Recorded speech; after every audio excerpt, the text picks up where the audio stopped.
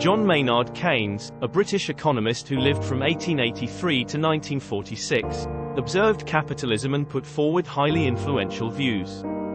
They were different compared to Karl Marx and Adam Smith.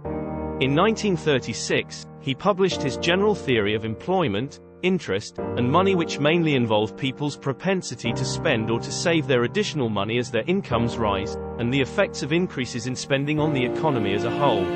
The larger significance of Keynes's work lies in the view he put forward about the role of government in a capitalist economy. Keynes was writing during the time of the Great Depression, when in the United States unemployment reached 25% and millions of people had lost their life savings as well as their jobs.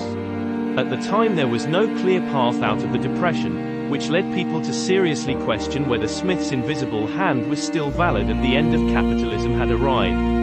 Keynes believed that there was only one way out, and that was for the government to start spending in order to put money into private sector pockets and get demand for goods and services up and running again. As it turns out, President Franklin D. Roosevelt gave this remedy a try when he started a massive public works program to employ a portion of the idle workforce. Eventually, the United States' entry into World War II made this a less than pure experiment in government spending.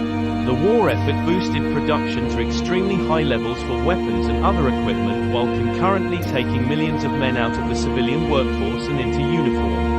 Keynes also played a key role in the founding of the International Monetary Fund and in other political economic measures taken at the end of World War II. Keynesianism, named after British economist John Maynard Keynes, the various macroeconomic theories and models of how aggregate demand, total spending in the economy, strongly influences economic output and inflation. In the Keynesian view, aggregate demand does not necessarily equal the productive capacity of the economy. Instead, it is influenced by a host of factors, every so often behaving unpredictably, impacting production, employment, and inflation. Keynesian economists generally argue that aggregate demand is volatile and unstable, and that, consequently, a market economy often experiences inefficient macroeconomic outcomes. A recession, when demand is low, and inflation, when demand is high. Further, they argue that these economic fluctuations can be mitigated by economic policy responses coordinated between government and central bank. In particular, fiscal policy actions which are undertaken by the government and monetary policy actions which are undertaken by the central bank can help stabilize economic output, inflation, and unemployment over the business cycle. Keynesian economists generally advocate a market economy, predominantly private sector, but with an active role for government intervention during recessions and depressions.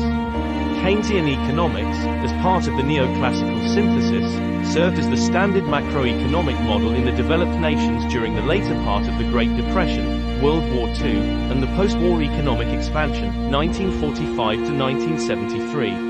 It lost some influence following the oil shock and resulting stagflation of the 1970s. Keynesian economics was later redeveloped as New Keynesian economics, becoming part of the contemporary new neoclassical synthesis that forms one current-day theory on macroeconomics. The advent of the financial crisis of 2007-2008 sparked renewed interest in Keynesian thought.